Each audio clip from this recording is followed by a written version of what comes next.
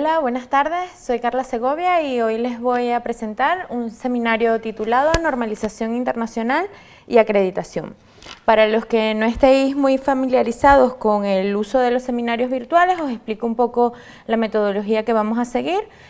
Primero os voy a explicar el seminario que va a durar alrededor de unos 20-25 minutos. Luego voy a dar 10 minutos, por decir, de descanso para que planteéis en el chat todas aquellas dudas que os puedan surgir. Y por último volveré para responder a todas aquellas cuestiones que me podáis plantear durante el seminario. Para comenzar, os voy a dar una breve introducción de qué fue lo que me motivó a dictaros este seminario. Luego hablaremos de los diferentes organismos que existen para la normalización. Luego hablaremos de los organismos de evaluación de la conformidad, de las entidades de acreditación y finalmente os daré unas pequeñas conclusiones para que saquemos las diferencias que existen entre todos estos organismos y saquemos en claro estos diferentes conceptos que muchas veces os crean confusiones. ¿Vale? Entonces, para comenzar os voy a explicar por qué surge la idea de impartiros este seminario. Muchas veces nos hacen cuestiones y preguntas durante las actividades formativas sobre qué diferencia hay entre una entidad de normalización, entre una entidad de acreditación, entre que un organismo esté certificado, esté acreditado. Entonces, la idea de este seminario surge para aclararos todas esas dudas en estos aspectos, ¿vale? Entonces, primero vamos a empezar hablando de lo que es una regulación y por qué surge la necesidad de regular. Entonces, en la industria pues, existe una necesidad de garantizar la calidad de los productos y los servicios que ésta ofrece, ¿vale? Por lo tanto, tienen que existir unos procedimientos que aseguren que esa empresa cumple con ciertos requisitos, ¿vale? Normalmente estos requisitos pues, suelen estar establecidos por los clientes de esa entidad, ¿vale? También surge la necesidad de garantizar la seguridad de los trabajadores y de garantizar la seguridad del entorno. Entonces, para esto necesitamos alguna especificación que nos regule todo esto, ¿vale? Entonces, además de estas circunstancias, también tenemos la situación en el caso de Europa, ¿vale? Que ha entrado en lo que es la Comunidad Europea.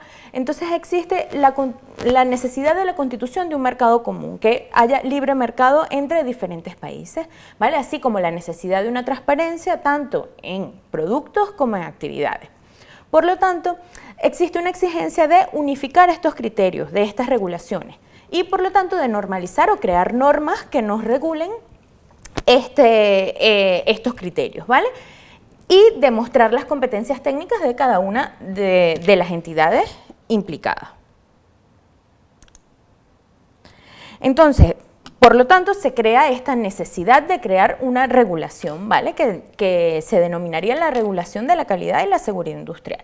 O sea, ¿cuál sería la finalidad de esta regulación? Pues garantizar la protección y proteger el ejercicio de la libertad de empresa industrial, luego la modernización, la promoción industrial y tecnológica, la innovación y la mejora de la competitividad, la seguridad y la responsabilidad industrial, la calidad industrial, por supuesto, y la protección del medio ambiente. Entonces, para estas regulaciones existen dos ámbitos, ¿vale? Un ámbito que es el reglamentario, que es el que por obligación las empresas tienen que cumplir. Una empresa, por ejemplo, en el ámbito alimentario, que es en el que suelo trabajar, pues tienen ciertas leyes que deben cumplir a la hora de ejercer su actividad. Entonces, esto sería el ámbito reglamentario. Y luego existe un ámbito voluntario, que pueden ser aquel tipo de normas que la empresa asume cumplir por interés de su cliente o porque le interesa el cumplimiento de esta norma por diferentes motivos, normalmente comerciales, pero luego también existen aquellas normas de protección del medio ambiente, de protección del trabajador. Entonces son normas voluntarias, pero que la empresa pues tiene algún interés especial en cumplir. ¿vale? Entonces, de aquí surgen los diferentes organismos que regulan todas estas normas de las que estábamos hablando, o todas estas regulaciones. Existen los organismos de normalización, los organismos de evaluación de la conformidad y las entidades de acreditación. Entonces, ahora explicaremos cada una de ellas detalladamente. En cuanto a los organismos de normalización, son entidades privadas sin ánimo de lucro cuya finalidad es desarrollar las actividades relacionadas con la elaboración de normas. O sea, son todos aquel organismo que elabora las normas, ¿vale? Entonces, ¿qué sería una norma? Una norma es un documento de aplicación voluntaria que contiene una serie de especificaciones técnicas que se ha basado en los resultados de la experiencia y del desarrollo tecnológico.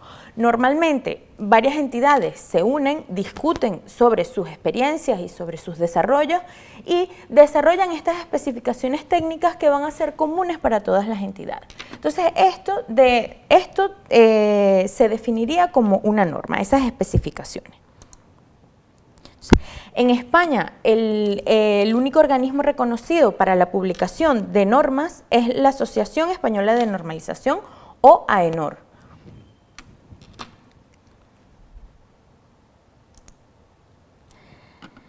AENOR es la organización encargada de emitir las normas específicamente de España, ¿vale? Entonces, las que conocemos como normas UNE, por ejemplo, la norma ISO, pues en España será la norma UNE ISO 22000 tal, o la norma UNE ISO 9000 tal. Entonces, eso significa, las siglas significan textualmente una norma española.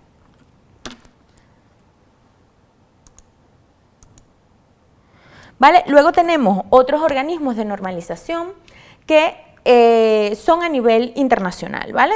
Tenemos el organismo ISO, ¿vale? Que es el organismo que se encarga de publicar todas las normas que conocemos, las normas de calidad, de medio ambiente, en el caso de la parte agroalimentaria, la norma ISO 22000 para la gestión de la inocuidad. Luego tenemos el IEC, el CEN, a nivel europeo, el CEN, el CENELEC y el ETSI, ¿vale? Vamos a empezar hablando de lo que es la organización ISO, ¿vale? Que es la Organización Internacional de Normalización. Esta organización se encarga de redactar y aprobar normas internacionales, como ya dije, las normas que conocemos con el nombre ISO. Trabaja en los campos intelectual, científico, tecnológico y económico. Y el objetivo de ISO es fomentar el desarrollo de las actividades de normalización para favorecer intercambios internacionales de bienes y servicios y crear una cooperación en los campos intelectual, científico, tecnológico y económico. Luego tenemos la Comisión Internacional de Electrotecnia, que esta trabaja muchas veces conjuntamente con ISO y prepara y publica normas internacionales específicas sobre electricidad, electrónica y tecnologías relacionadas. Tiene como misión promover a través de sus miembros la cooperación internacional en todas las cuestiones de normalización, electrotecnia y materias relacionadas. Y trabaja, como os dije, trabaja conjuntamente con la ISO y normalmente las normas que publica pues son tienen las siglas ISO /IEC. Luego tenemos el Comité Europeo de Normalización, que desarrolla trabajos de normalización que cubren todos los sectores técnicos con excepción del campo electrotécnico. Promueve la armonización técnica de forma voluntaria en Europa y con las normas europeas, que en este caso serían las normas EN, ¿vale? Crea documentos de armonización sobre aquellos temas en los que no existen normas internacionales o nacionales para fomentar la competitividad de la industria europea a nivel mundial y ayuda en la creación del mercado interior europeo. También promueve la implantación en Europa de las normas desarrolladas por ISO y la IEC. Luego tenemos el Comité Europeo para la Normalización Electrotécnica, que prepara las normas electrotécnicas de carácter voluntario y promueve un mercado único europeo para productos y servicios eléctricos y electrónicos, y elimina las barreras comerciales creando nuevos mercados y reduciendo los costes de adaptación. Luego también tenemos el Instituto Europeo de Normalización de las Telecomunicaciones, que se encarga precisamente de emitir normas en este campo de las telecomunicaciones en Europa. Y por último tenemos el New Approach Standardization in the Internal Market, que es una unión de los organismos, el CEN, el CENELEC y el ETSI, que ha desarrollado un sitio web dedicado a la normalización de nuevo enfoque en el mercado europeo interior. O sea, estas tres organizaciones se han unido en una sola para discutir las normas en común y ponerlo todo en conjunto para que sea más fácil el manejo de este tipo de normas. ¿Vale? Luego, cada país, en el caso nuestro tenemos a AENOR, pero cada país tiene su organismo de normalización que crea estas normas de carácter voluntario, y aquí tenéis un pequeño listado de diferentes países y los organismos de normalización en cada uno de ellos. Luego, ¿cuáles serían las ventajas de la normalización? Pues promover el entendimiento mutuo. Por ejemplo, si hablamos de una norma ISO, pues tenemos en cualquier país que hablemos de normas ISO, pues se sabe los criterios que se siguen, una ISO 9000, una ISO 22000, pues sabemos los criterios que se siguen. Con lo cual, pues la certificación según estas normas nos va a permitir pues tener un entendimiento entre todas las industrias que trabajen en esa área, ¿vale? Luego, incrementar la seguridad de los productos, aumentar la confianza de los consumidores, ayudar a los fabricantes a cumplir la legislación.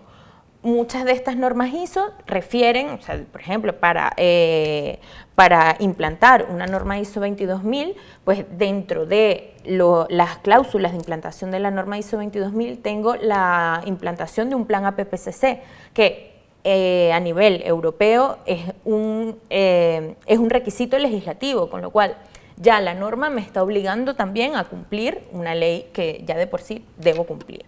Entonces, lo que os dije, ayudar a los fabricantes a cumplir la legislación, luego fomentar la competitividad, armonizar el mercado, facilitar el comercio eliminado de obstáculos, promover la seguridad y sostenibilidad y salvaguardar el medio ambiente. Luego, ya hablamos de los organismos de normalización, que para resumir son aquellos que nos crean las normas de carácter voluntario.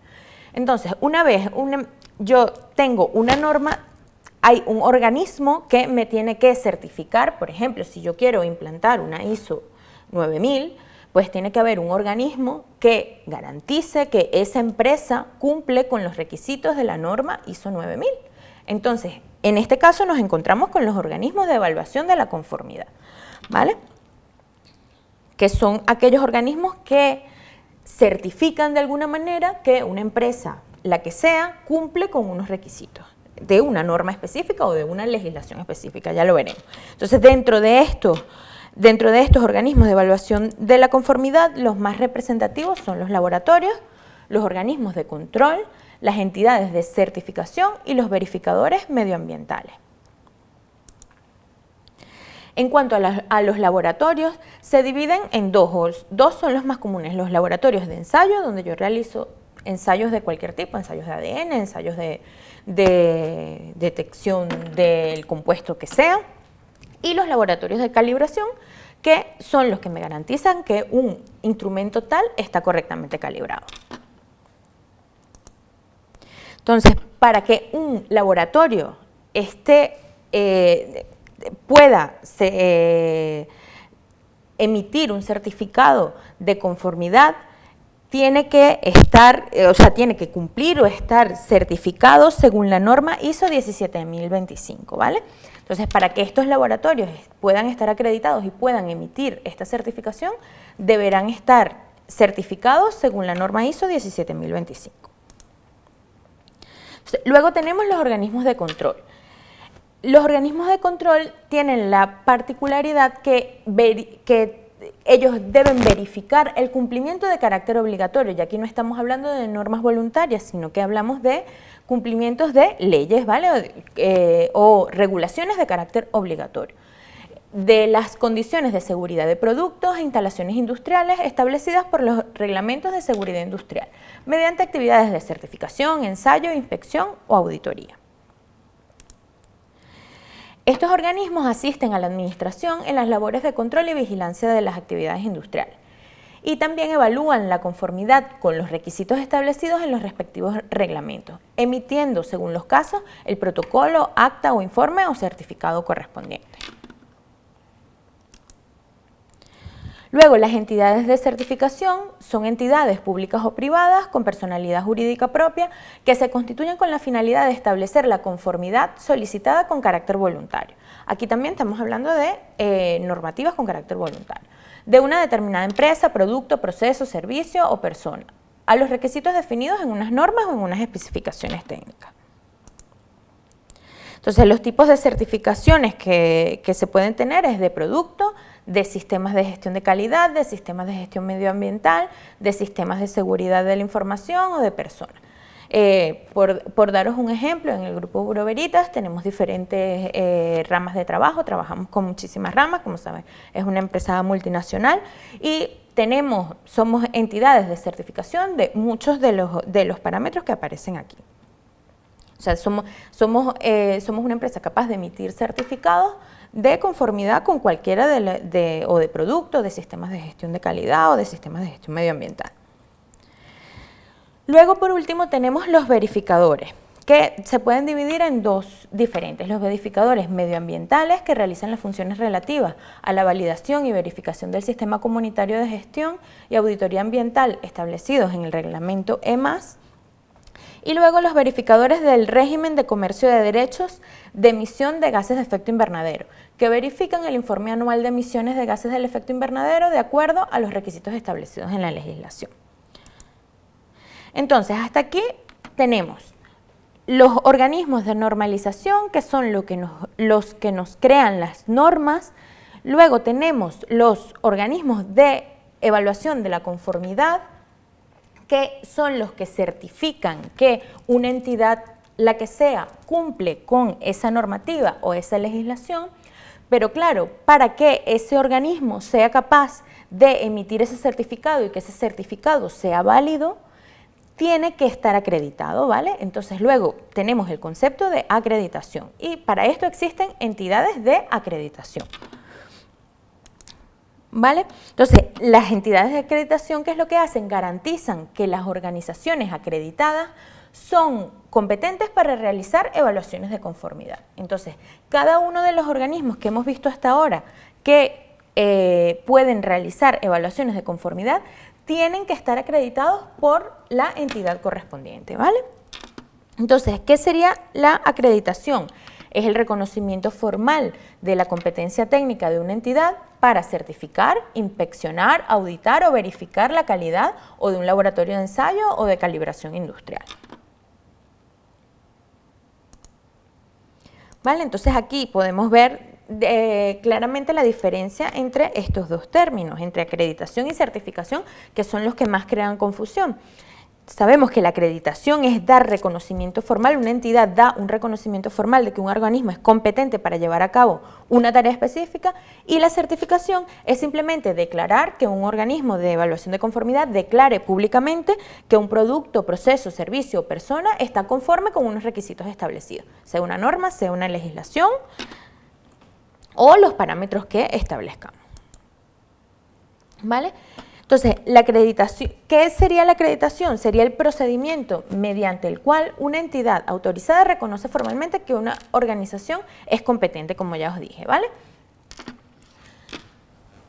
Entonces, ¿por qué una entidad se quiere acreditar? Pues en el ámbito reglamentario, pues se pueden acreditar empresas que por su actividad requieren estar acreditadas. Por ejemplo, en el caso, vuelvo a comentar el ejemplo de Bureau Veritas, es una empresa que se encarga de emitir certificaciones de las normas ISO, es una entidad de evaluación de la conformidad, por lo tanto, su obligación es estar acreditada para ello. ¿Vale? Y luego por ámbito voluntario, porque puede conseguir una ventaja competitiva con respecto a sus competidores.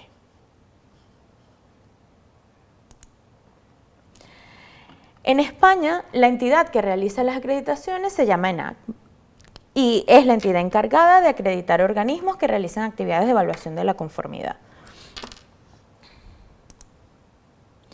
A nivel internacional tenemos la IAF, el ILAC y a nivel europeo la EA. ¿Vale? En el caso de la EA es un espacio común de trabajo de las entidades de acreditación europeas. Luego la IAF es una entidad internacional que asegura que los miembros acreditan únicamente a aquellas entidades que sean competentes. Y luego promueve acuerdos multilaterales de reconocimiento, que eso ya hablaremos más adelante.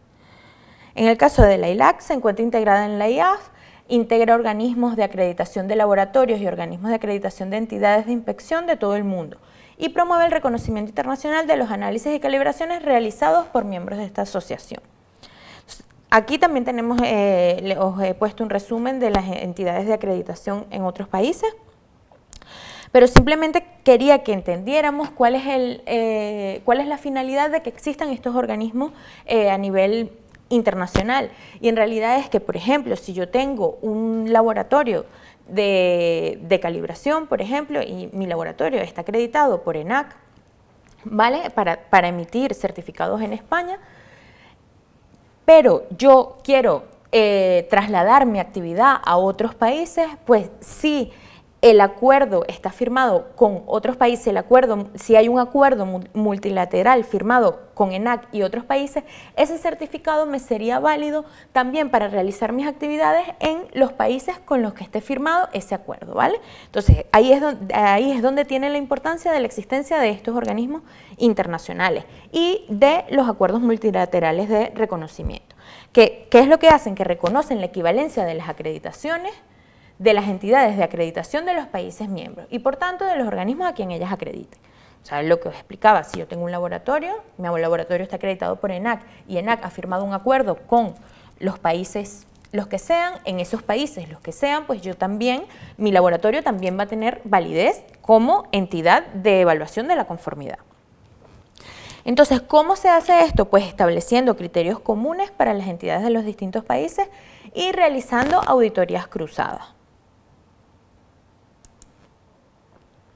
En España, ENAC ha firmado acuerdos multilaterales relativos a ensayos, a calibración, a certificación de sistemas de calidad, certificación de sistemas de gestión medioambiental, certificación de productos, certificación de personas e inspección. También tenemos, os coloco una lista de las acreditaciones disponibles en ENAC, que tenemos laboratorios de calibración, laboratorios de ensayo, laboratorios clínicos. Bueno, allí tenéis una lista detallada de todas las acreditaciones que podemos tener disponibles en ENAC. Entonces, ¿cómo se lleva a cabo este proceso de acreditación? Si yo soy un laboratorio de ensayos, por ejemplo, y quiero que mis ensayos estén acreditados por ENAC, pues yo hago una solicitud de acreditación. ENAC revisará toda la documentación, se asegurará de que esté completa, luego realizará una vista preliminar y designará un equipo auditor. Este equipo auditor lo propone a la entidad que quiera acreditarse y la entidad dice si está de acuerdo o no, o propone algún cambio a ese equipo auditor. Cuando esto esté aceptado tanto por la entidad de acreditación como por el solicitante, ya se procede a la evaluación. Que la evaluación que va a constar de la revisión de toda la documentación, la revisión detallada de toda la documentación y el realizar una auditoría in situ para ver cómo es el proceso que se va a acreditar. ¿Vale? Luego, si todo es correcto, se emite un informe, se emiten en su caso de que sean necesarias las acciones correctoras que tiene que aplicar la entidad de acreditación y luego que si existen esas acciones correctoras, la entidad de acreditación, la entidad solicitante tiene que aplicarlas, la entidad de acreditación evaluar que efectivamente esto se ha cumplido y finalmente se concede esta acreditación. Entonces, ¿qué ventajas nos puede traer tener la marca de acreditación de ENAC? ¿Vale? Entonces, los documentos emitidos por entidades acreditadas como informes, resultados de análisis, certificados, etcétera, pueden ser reconocidos por esta marca y además tienen que tener la referencia o ese número de acreditación. Entonces, en cualquier caso, debe estar presente ese número y el uso de la marca de acreditación debe limitarse a la actividad o aspecto para la que la organización haya sido acreditada. ¿Vale? Entonces aquí os coloco un ejemplo de un organismo que está acreditado para emitir certificados de ISO 14000 y como podéis ver ahí está acreditado por ENAC y ellos emiten la certificación conforme a ISO 14000. ¿Vale? Entonces los beneficios que va a tener esta acreditación sobre la entidad, sobre quién va a recaer, o sea, va a recaer sobre la entidad acreditada, la administración, los evaluadores, los clientes de los evaluadores y por supuesto siempre el consumidor final. ¿Vale? En cuanto a las entidades acreditadas, las ventajas que proporciona una acreditación es que proporciona un reconocimiento de su competencia técnica para la evaluación de la conformidad, esto es obvio. Luego aporta un rasgo diferenciador en el mercado, garantía de integridad y competencia, aumentando sus oportunidades comerciales. Y abre la posibilidad de vender un servicio reconocido internacionalmente.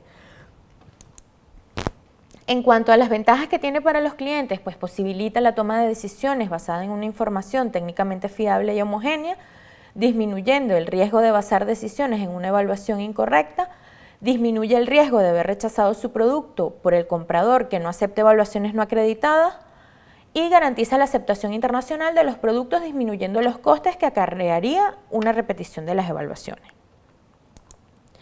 En cuanto a la administración, pone a su servicio una organización especializada que actúa en base a criterios exclusivamente técnicos, independiente de los intereses del mercado. También evita la utilización de recursos propios, refuerza la confianza de los usuarios en los servicios básicos, laboratorios de salud pública, seguridad de alimentos, etc. Y reduce la necesidad de regulación, incrementando la competencia y la innovación y fomentando la autorregulación del mercado. En cuanto a los consumidores finales de ese servicio, pues va a inspirar confianza, ya que garantiza que los productos han sido evaluados por un organismo independiente y competente y aumenta la libertad de elección y fomenta un mercado libre, pero siempre fiable. En cuanto a las conclusiones, simplemente quería mostraros este pequeño esquema para que os quede claro la diferencia que os comenté al principio. Entonces, tenemos primero aquello que es una regulación, ¿vale? Que puede ser de carácter obligatorio, como tenemos la legislación, y luego con carácter de norma, que para esto tenemos a los organismos de normalización que nos crean estas normas, ¿vale? Entonces, si un organismo quiere certificarse mediante una norma, la que sea, por ejemplo, ISO 14000, yo me quiero certificar con ISO 14000. Entonces yo necesito que venga un organismo evaluador de la conformidad a mirar y certificar que realmente yo cumplo con todos los requisitos de esa norma, ¿vale? A su vez, ese organismo debe estar acreditado por ENAC para realizar esa actividad específica. Es decir, ese organismo tiene que tener una acreditación de ENAC donde diga que ellos pueden realizar ese procedimiento de evaluación según la norma ISO 14000.